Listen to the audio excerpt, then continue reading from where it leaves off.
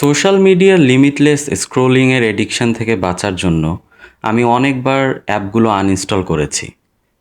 কিছুদিন পর আবার দেখা গেছে যে আমি আবারও ইনস্টল করে ইউজ করা শুরু করে দিছি। বিষয়টা খুব কষ্টকর।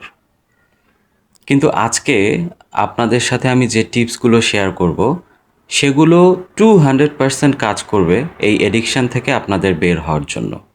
আর এই প্রসেসের যে প্রথম স্টেপ, সেই স্টেপটা খুবই গুরুত্বপূর্ণ।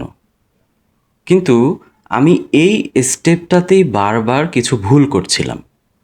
এটা আমি পরবর্তীতে যখন আরও গভীরভাবে বিষয়টা বোঝার চেষ্টা করি, তখন বুঝতে পারি যে আসলে ভুলটা কোথায় হচ্ছিল। তো ফার্স্ট যে স্টেপ, আপনাকে ডিসিশন নিতে হবে যে আপনি আর সোশ্যাল মিডিয়া অযথা কাজ ছাড়া স্ক্রোল করবেন না।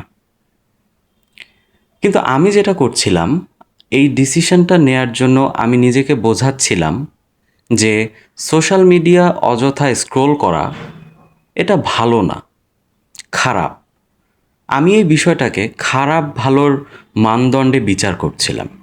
কিন্তু আমি ভুলেই যাচ্ছিলাম যে আমাদের হিউম্যান ব্রেন খারাপ জিনিসের প্রতি বেশি আকৃষ্ট হয়। যেমন ধূমপান, আমরা জানি বিষয়টা খারাপ, কিন্তু তবু ছাড়া কিন্তু খুবই কঠিন। ঠিক সেরকমই খারাপ ভালোর মানদণ্ডে বিচার করতে গিয়ে আমি ওই বিষয়টাকে কিছুতেই ছাড়তে পারছিলাম না। তো এই বিষয়টা নিয়ে আরও গভীরভাবে যখন আমি বোঝার চেষ্টা করি, তখন দেখলাম যে আসলে খারাপ ভালো বিষয়টা আমাকে বুঝিয়ে লাভ হবে না। আমার ইগোকে হার্ট করতে হবে। কি দিয়ে হার্ট করব?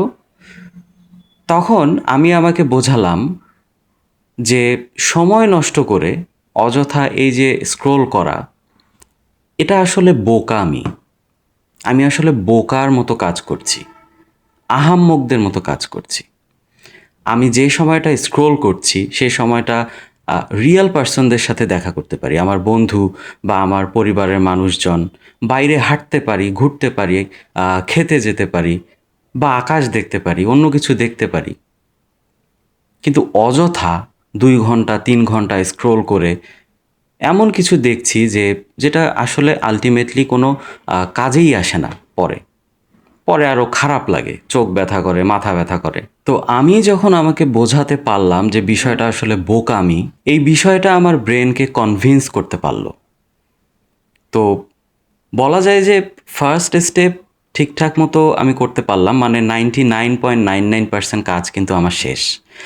আমি ডিসিশন নিয়েছি যে আমি আর সোশ্যাল মিডিয়া অযথা স্ক্রোল করে সময় নষ্ট করব না। এখন সেকেন্ড স্টেপ, আপনারা দেখবেন ফেসবুক, ইউটিউব, ইনস্টাগ্রাম, এগুলো অ্যাপে ইউজ করাটা খুবই কমফোর্টেবল, ভালো লাগে অ্যাপে ইউজ করতে। কিন্তু ল্যাপটপ অথবা ডেস্কটপ বা আপনার ফোনের ব্রাউজারে ইউজ করে দেখবেন অতটা কমফোর্ট লাগে না, মানে স্ক্রোলিং করাটা অতটা কমফোর্টেবল লাগে না, একটু বিরক্তিকর মনে হয়। অ্যাপেই বিষয়টা কমফোর্টেবল, খুব ভালো লাগে করতে। তো আমি যেটা করলাম, আমি সব অ্যাপ আনইনস্টল করে দিলাম এবং আমার যে ব্রাউজার, আপনার যদি ডেস্কটপ বা ল্যাপটপ না থাকে কোনো সমস্যা নেই, আপনার ফোনের ব্রাউজার দিয়েই হবে। ফোনের ব্রাউজারে সব লগ ইন করলাম, ইনস্টাগ্রাম, ফেসবুক, ইউটিউব সব কিছু লগ ইন করলাম। এবং আমার যখনই প্রয়োজন হতো ফেসবুক বা ইনস্টাগ্রাম যেটাতেই যাওয়ার, আমি ব্রাউজার থেকে ওপেন করতাম। আমার কাজ শেষ হলে যদি স্ক্রোল করার তো মন চাবেই, কারণ বিষয়টা তো দীর্ঘদিনের একটা অভ্যাস, আর এই অভ্যাসটা দীর্ঘদিন ধরে আমাদের ব্রেনে ডোপামিন রিলিজ হওয়ার কারণে হয়। তো দীর্ঘদিনের এই অভ্যাস তো আর যায় না। তো যখনই করতে ইচ্ছা হতো, মনে হয়তো একটু স্ক্রোল করি, তখন ব্রাউজারে স্ক্রোল করতে গেলে ভালো লাগতো না, দেখা যেত একটু পরেই ছেড়ে দিতাম বিষয়টা। তো এটা হচ্ছে সেকেন্ড স্টেপ, আর এটা আপনাকে করতে হবে। এবার আসি থার্ড স্টেপে।